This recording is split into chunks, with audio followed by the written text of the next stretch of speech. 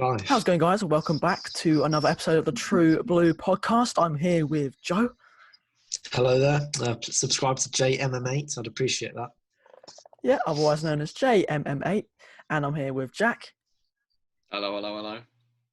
Otherwise known as Jack MF. And today we're going to be talking about all things Chelsea. And just as a side note, every week on Tuesday we're going to be premiering it live. So, if you want to comment in the live chat, we're all going to be there and saying loads of was. But before we get to this video, we have to talk about Kai Havertz. Yeah. The man me and Joe have been spouting rubbish to you for about 3 weeks, and he's finally a Chelsea player, and we're going to talk about what this means. So firstly, the price.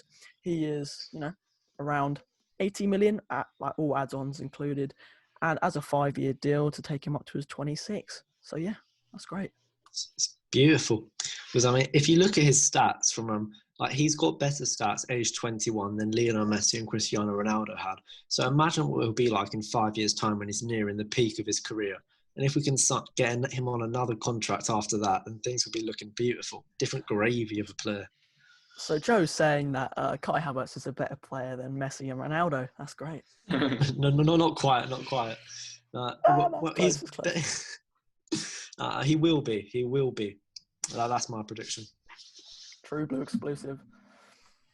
Yeah, he can play in many positions. Where do you guys think he's going to play, and where do you want him to play?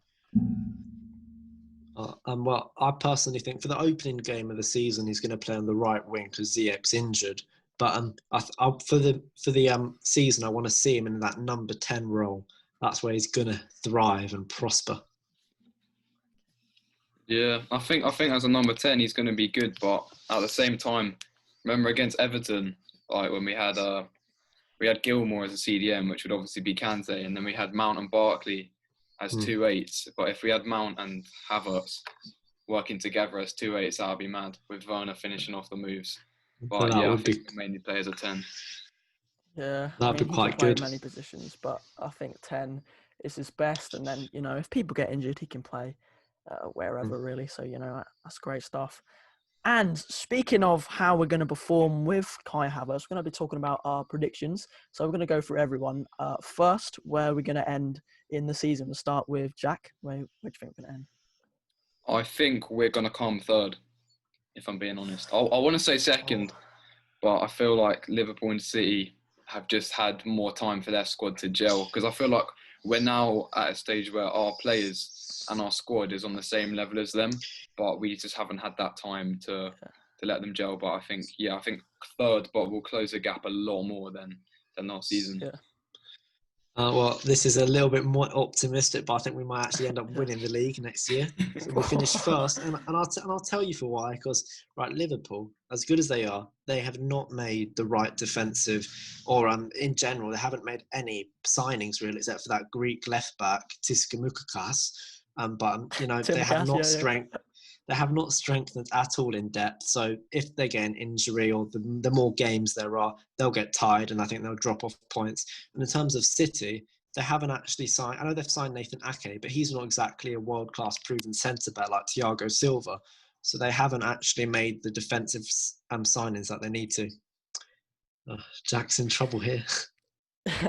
Yeah, but as I'm going to go in the middle. I'm going to be a realist, and I'm going to say second because, I think City are going to win. If not they sign Messi, I think they're going to win because Liverpool, as we know, their recent run of games they haven't been playing that well. They've even lost to Arsenal. Would you believe it? Yeah, I'm going to say second, and hopefully we'll get the 80-point mark, which will be great. And yeah, second, I think first and third. So better than we're going to perform last year. And also, Golden Boot winner. Who do you think it's going to be? Well, as much as I think I'd like Timo Werner to get it, I think he'll take a few games, weeks to settle into the Premier League. So I don't think a Chelsea player will win it. I'm just going to go in with Aguero or something, but I don't see a Chelsea player winning it. Werner. And he's going to break the goal scoring record. Yeah. Werner, like with our attack, is just going to be absolutely insane. Like, just imagine Mount and Havertz's balls with Ziyech. It's going to be a 40-plus goal season. He's going to get Golden Boot. Easy peasy. We're going to win the league, FA Cup, all that. But yeah, who do you think is going to be the surprise package? Because, like, you know, obviously Werner is going to do well, Havertz is going to do well. But who do you think is going to surprise people this season? In terms of a team or a player? Just a player from Chelsea. Surprise player, I reckon we'll see Hudson-Odoi really come into his own, and like I reckon he'll probably have a pretty good season playing either behind Ziyech or Pulisic as the reserve right or left winger. So I reckon when he does play, he'll be like hungry for his spot in the team, and I actually think he'll have a good season. I'd say Chilwell, because I think people are chatting on him a lot, and he's got a point to prove, like big price tag and everything, and like he's got potential. So yeah, I think if he has a good start to the season, then hopefully he can maintain that. But yeah, I think he might even get Premier League team of the season. Yeah. And for me, I'm going to go on the other flank because I think Reece James is going to start more games this season. He was injured at the start of the season, but I think he's just going to show the league what all Chelsea fans know of how good he is. And yeah, he's going to be a surprise package. So moving from Havertz to probably when this video goes up, a new Chelsea player very soon, Edouard Mendy. You know, we've got stats here, so we're going to start with Jack with the little breakdown stats. Yeah, so the main one, because I got loads of like different ones, but there was one that just put it into perspective really well. So it's Kepa and Mendy, a comparison, yeah. So the average rating this season, Kepa was a 6.2 somehow, and Mendy was a 6.7. So, you know, considerable difference in rating. Goals conceded per 90, Kepa conceded 1.41, Mendy conceded 0.79. So again, considerably better, like almost half. Expected goals saved, Kepa's on minus 9.6. So basically let in minus 9.6 goals that he shouldn't have let in. And Mendy's on plus 1.7. So he's actually like benefited the team in terms of his saves. Save percentage, Kepa's 54.5, which is 94 out of 94 of the goalkeepers in the top 5 leagues that have made 20 appearances.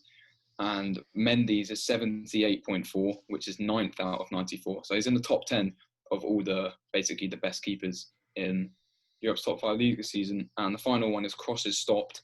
Kepa's on 7.2% and Mendy's on 10.2%. So basically every aspect, Mendy's considerably better. And I know he's not in as good a league, but I mean, things like crosses, that's just, you know, no matter what kind of league you're in, if a cross is a cross, and it just depends on how you deal with it. So yeah, I think he'll be a really good addition.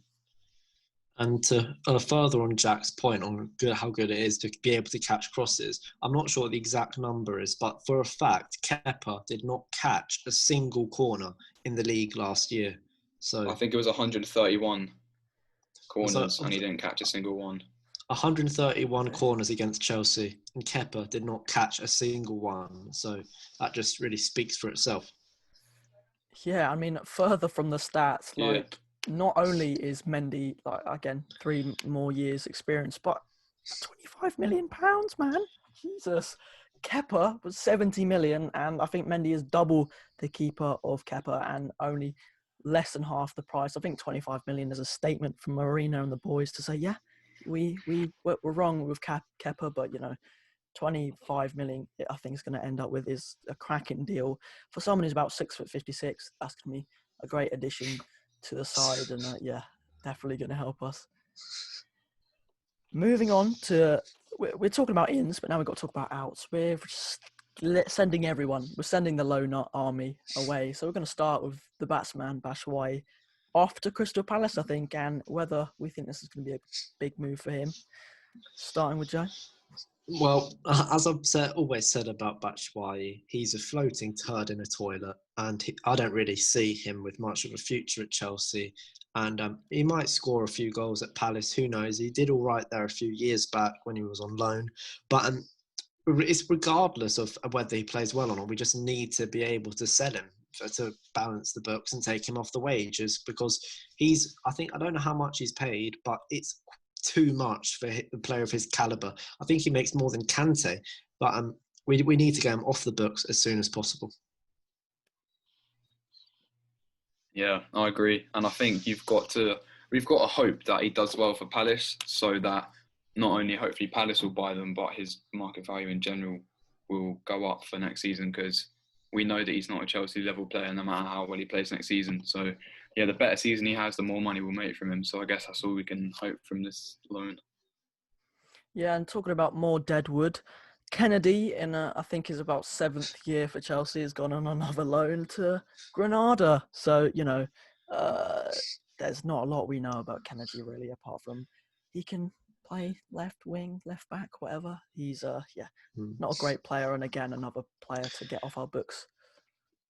On Kennedy, I do think he could be a useful squad player, in the sporadic section. Okay. So I'm not saying we should be starting him every week, but because we've only got 3 wingers at the club in Hudson-Odoi, Ziyech and Pulisic, and I know we have other players like Werner who can play on the wing and Mount who could also play on the wing, but those are only 3 out-and-out wingers. So if 2 of them get injured, or if all 3 of them get injured, because Chelsea, the players like to get injured. So he would be a useful squad player in that sense. But he shouldn't really be on the books, though. Yeah, there you go. That's what I was looking for. And talking about youth who are getting loaned out, unfortunately for me, because I love Tomori is apparently going to go to Everton. So in turn, going to give Havertz the number 29. So yeah, what do you think this is a good move or a bad move?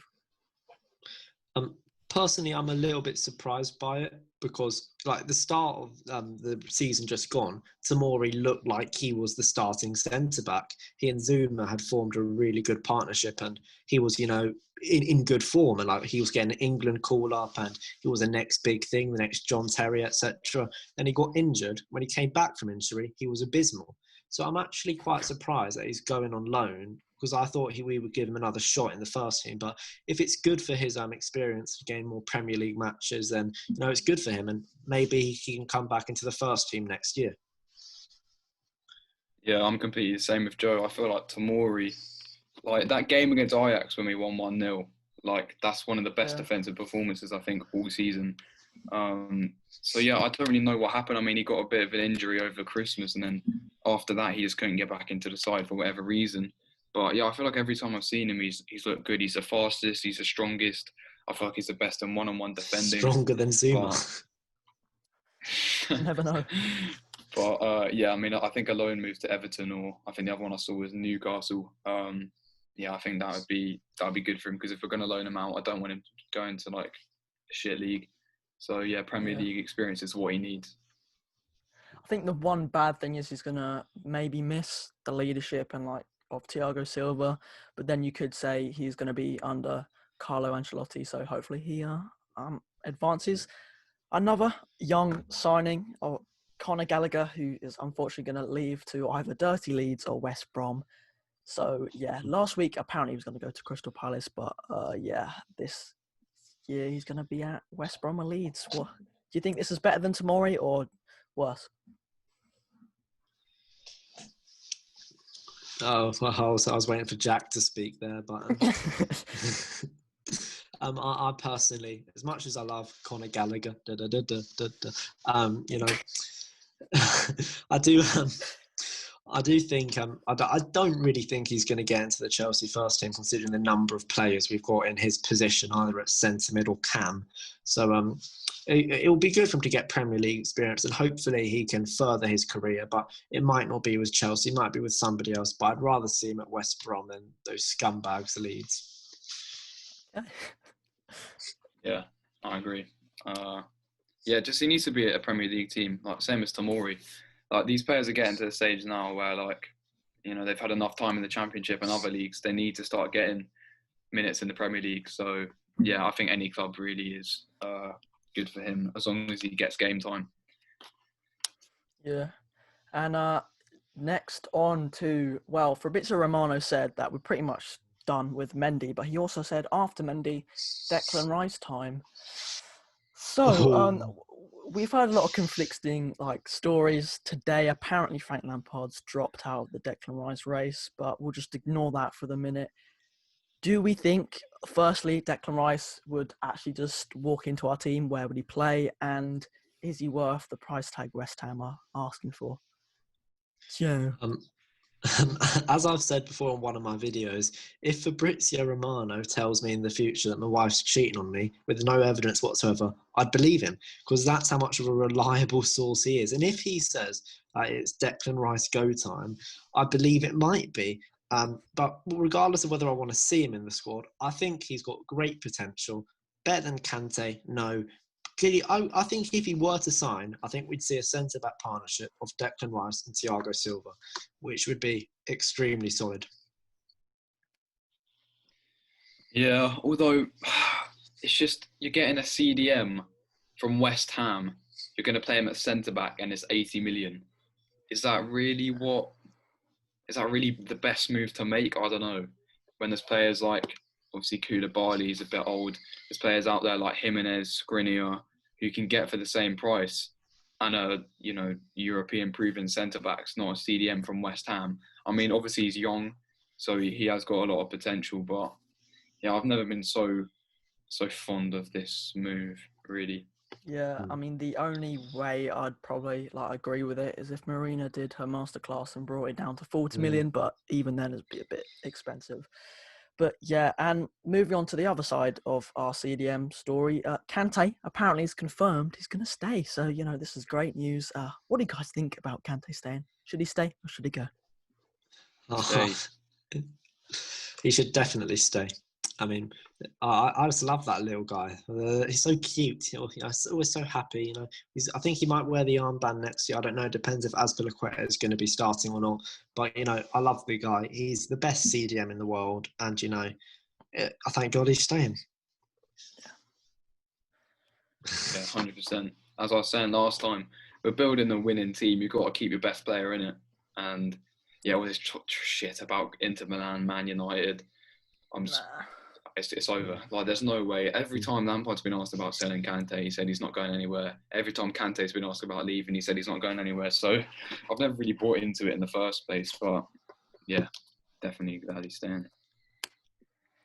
And I guess another CDM, replacement when or if Kante leaves. Samare from Lille. We all see Samare at the bridge. Maybe. I don't know. What are you thinking, Joe? Yes or no? Well, to be honest with you, Cam, I haven't heard of Samari, so okay. I'm a bit uneducated on this player, so I'll hand it over to Jack for this one. Okay. All right. So he's a 21-year-old French CDM, plays for Lille. He's played there for a couple of years. I haven't seen him play too much, although I've heard good things. He obviously played against us in the group stage, and he was very solid. I remember him and Kondogbia against Valencia. They were two really good CDMs. So yeah, he would be a good signing. We don't really have too much depth in that position. Obviously, we've got Billy Gilmore, although I don't really think a lone CDM is going to be where his future lies. So maybe it could be, another signing like Malang Sarr, where we bring him in, maybe send him out on loan for a season until he's going to get, so that he can get first team minutes and then come into the side when he's 23, 24 and be our next Kante. To be honest, I don't know too much about the guy, but I feel like this is just one of those silly season rumours. I don't really think he'll join, but if he does, then we'll go with what you said. Yeah, Joe's going to open him with open arms because he loves Samare and he definitely knows who he is. So, moving on to a bit somber news. The new third kit was released earlier yesterday, and just quickly, trash or fire? Joe, trash or fire? Well, I think if you don't say trash, then I think you're a bit wrong in the head, because this kit is, in a word, revolting. It is grim. It is horrible. It is shit. It is ugly. It is the worst thing to come out of Nike since they were trading with sweatshops. I don't know. It's a terrible, terrible, terrible kit. I hate it. I actually do. It's the worst Chelsea kit ever. I'm sorry. It's just grim. Okay, sorry, Joe. I know This is you're the most emotional. I'm gonna have to passionate cut you off. speech I've ever heard from Joe. Yeah, I'm gonna have to It's cut you so off, Joe. You're a bit emotional. bad. Yeah, it's not great, but I mean, I think you went a little bit overboard, Joe. Yeah, come on, It's Joe. not as bad. It's not as bad as the new Man United third kit. We'll put it Yeah, that so way. They you look know, like we can be zebras. happy. Dog. Yeah, Yeah. yeah. I mean, yes, probably it might be one of the worst Chelsea kits in a long time, but I think we're gonna grow to like it. It's going to be played on European night, so us smashing Bayern Munich 4-0 in that kit is going to be very nice. So, yeah, that's great. And finally, going to Jack with the new information about all things Chelsea and that. Yes. So they released a statement. It's actually not as formative as I thought an hour ago. Saying, so the first thing is our campaign opener will now start 15 minutes later than originally scheduled, and the Premier League have confirmed all fixtures in September will be televised in the UK, with work continuing towards getting supporters back into stadiums. So the game against Brighton was due to start at 8 p.m. UK time on Monday the 14th September, but will now kick off at 8:15, and it will be live on Sky Sports. At a Premier League shareholders meeting today, clubs agreed that all 28 games in September will be broadcasted live. Sky Sports, BT, Amazon Prime, and BBC. Blah, blah, blah, blah, blah. No one really cares about that. The Premier League is working on a step-by-step approach while monitoring the development regarding the league's number one priority of getting fans back into full stadium as soon as possible, with safety always being our priority. So they didn't really tell us anything new there. However, what I have heard, this isn't confirmed by the club, I guess you could say it's a bit of a rumour, is that how they'll be working the bridge. So Fulham have released a statement saying this, and apparently other clubs are going to follow, including Chelsea. So the bridge will reopen with limited capacity as soon as the government gives the okay. Tickets for each game will be sold in a ballo. Family members will be seated together if they are successful. You will not be seating. Hello. Yeah, what the fuck is a ballo? ballot. A ballot. A ballot. Not a ballo. Ballo. I don't know. I thought it was French or something. Family members will be seated together if they're successful. You will not be sitting in your own seat, but your seat is held for the following season. So yeah, it looks like this season it's only going to be season ticket holders, and you'll get a different seat like every time. It's just going to be completely random. But yeah, I guess that's all there's really to say on that. So obviously there's about 41,000 seats in the stadium, and I think there's about 35,000 season ticket holders. So I mean that's pretty much almost all the stadium anyway. So I'll probably maybe get to like one every 3 games if I'm lucky. So yeah, that's like maybe, I don't know, 6-7 games a season, home games, which isn't great, but that's the world we live in at the minute, unfortunately. You better send us some tickets. Yeah. Got to get those exclusives. But yeah, basically, and finally, just to talk about the Chelsea-Brighton match, we got to do a prediction. The score, are we going to win, etc., etc. Who's going to score? So yeah, starting with you, Joe. What do you think? Well, I think this is unlike the pre-season match, which is a 1-1 pretty boring match. It's going to be a nice, comfortable 3-0 victory. We're going to see a Timo Werner double, and I'm going for a Mason Mount late goal. Oh, okay. Ooh.